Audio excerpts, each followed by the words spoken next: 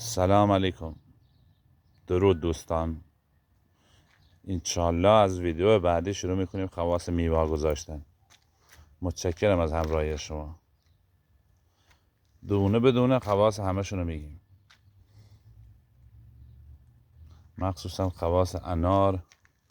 واقعا که میوه بهشتیه. میوه بهشتی که میگن یعنی